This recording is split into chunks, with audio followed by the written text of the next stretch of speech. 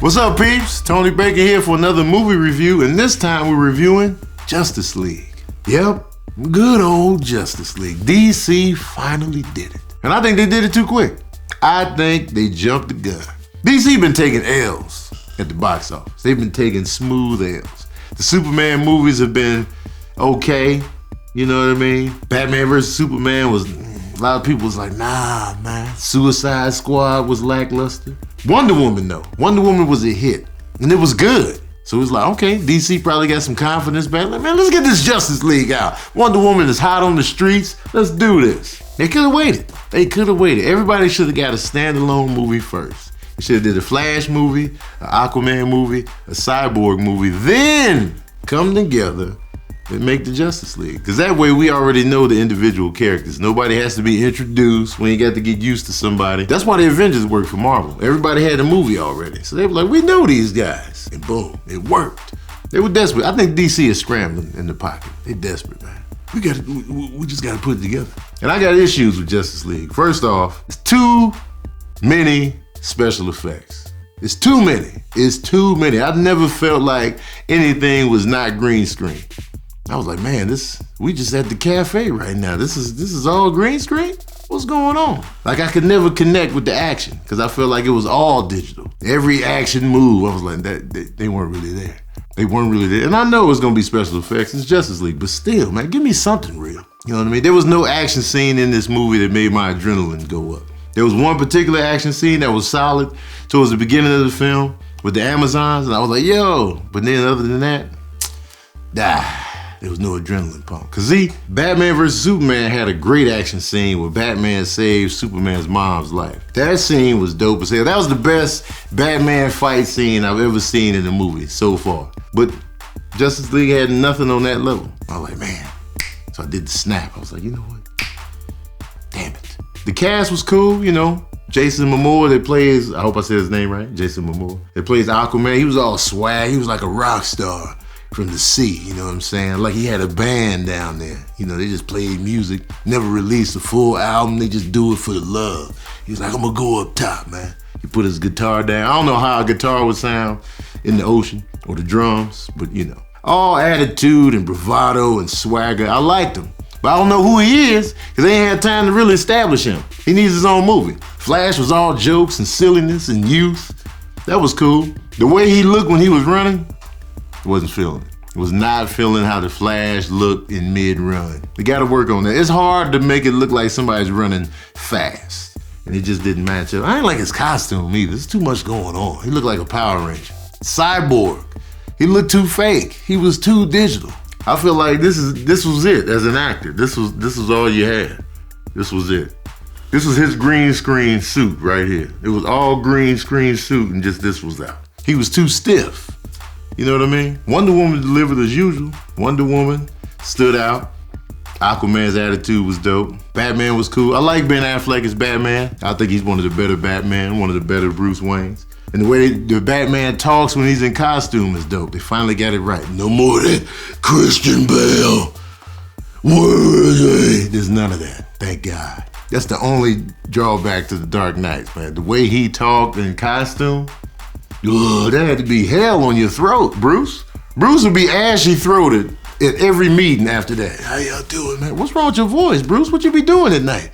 Oh, you know, I've been drinking out here. I don't know, man. You might need to take a rest. The villain. Let's talk about that. The villain was absolute trash. Your movie is only as good as your villain. If you got a weak villain, that means the heroes have to carry the load. And even though they were cool, the heroes, it wasn't enough to offset the weak villain. The villain was just what he had no personality. I wasn't scared of him. He was all digital. So it was just no attachment. I was like, all right, he just coming, okay, great. There was no urgency. I wasn't nervous. When the villain is on screen, you're supposed to be nervous. Like the Joker in The Dark Knight, every time he was on screen, I was actually nervous because I didn't know what he was about to do and what he was capable of. The villain in No Country for Old Men, same way. I was scared every time he rolled up. That's how you should be. Or at least be a villain with personality, something. Nothing. Okay, he's got an axe. He's strong, all right. Yeah, we feel every piece of the danger. Now, I want to reveal another part, but it involves a spoiler. And y'all know I take pride in no spoils, but I gotta include this in the review. I have to, because it's Justice League. So if you don't want the spoilers, skip this little piece right here. Spoiler alert. Spoiler alert. You better not show up in the comment section like, well, you should have said something about the spoiler. I'm saying it now. Now, if you don't want spoilers, click off now. Log off right now.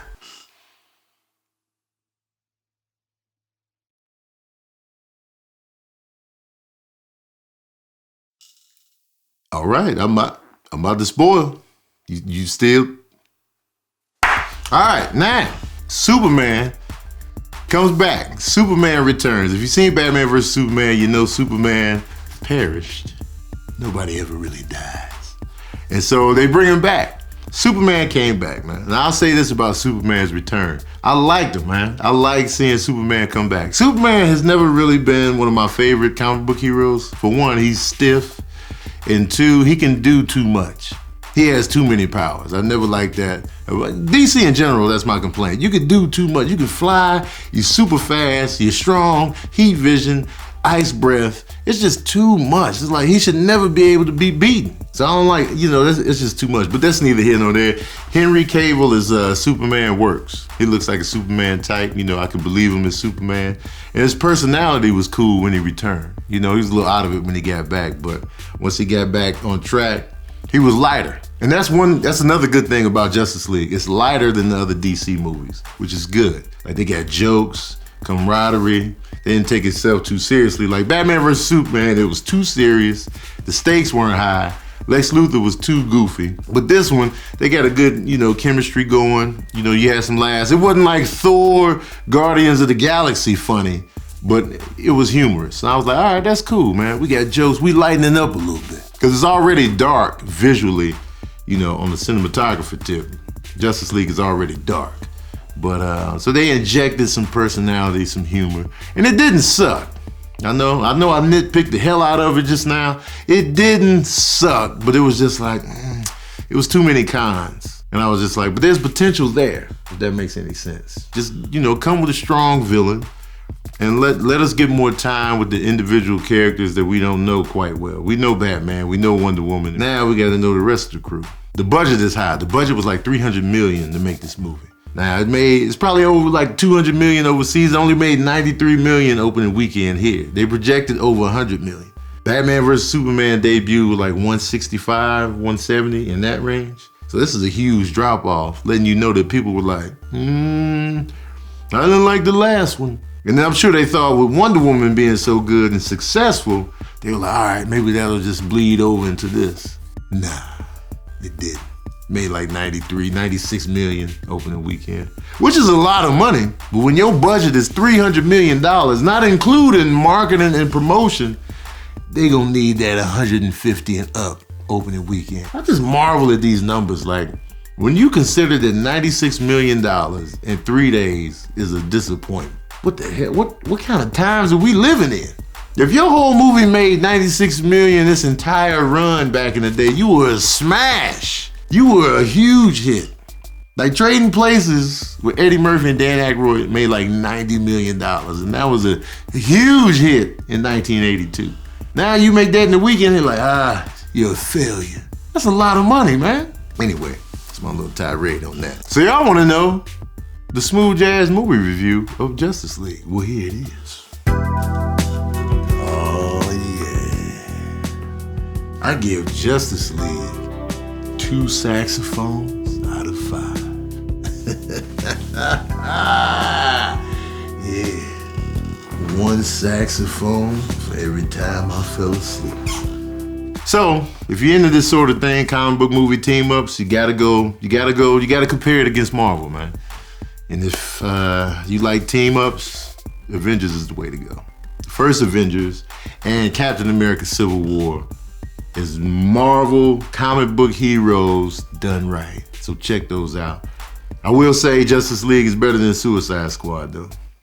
And Batman vs. Superman. Although Batman vs. Superman has that Batman fight scene that's the best I've ever seen. But Justice League didn't have that. Anyway, man, y'all go see it or not. Check it out. But let me know if you saw it. Let me know what you thought in the comment section below. And don't forget to subscribe, like, and share, man. And as always, we out here.